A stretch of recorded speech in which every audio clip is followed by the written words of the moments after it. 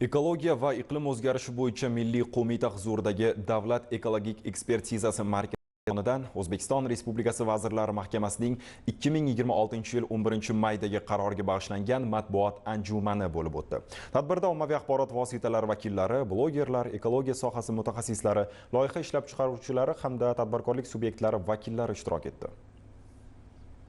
O'zbekiston Respublikasi Vazirlar Mahkamasining atrof muhitga ta'sirini baholashning yangi mexanizmlarini joriy qilish chora-tadbirlari to'g'risidagi qarori bu borada yangi standartlar qo'llamoqda. Ekspertlarning so'zlariga ko'ra, endilikda loyihalar ekologik xavf darajasidan kelib chiqib baholanadi. Dastlabki saralash hamda baholash ko'lamini belgilash bosqichlari joriy etildi. Shuningdek, uglerod izi va issiqxona gazlari chiqindilarini baholash tizimi yo'lga qo'yildi.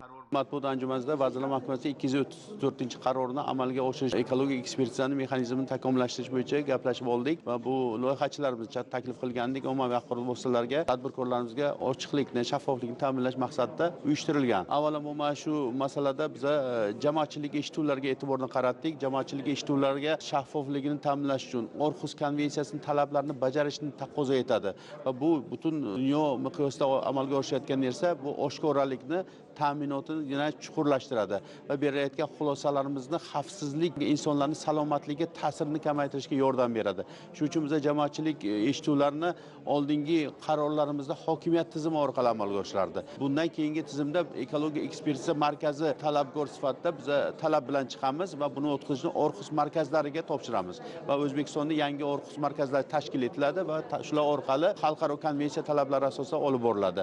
Matbuot anjumanida ta'kidlanganidek, yangi tizimning asosiy maqsadi tadbirkorlar uchun qo'shimcha cheklovlar yaratish emas, balki ekologik xavflarni oldindan baholash, byurokratik jarayonlarni soddalashtirish, davlat xizmatlari shaffofligini oshirish hamda fuqarolar manfaatlarini himoya qilishdan iborat. Endilikda ekologik ekspertiza faqat ruxsatnoma berish mexanizmi emas, balki ekologik xavflarning oldini olish, ularni boshqarishga xizmat qiluvchi kompleks tizim hisoblanadi. Yakunda ommaviy axborot vositalari vakillari o'zlarini qiziqtirgan savollarga batafsil javob oldilar.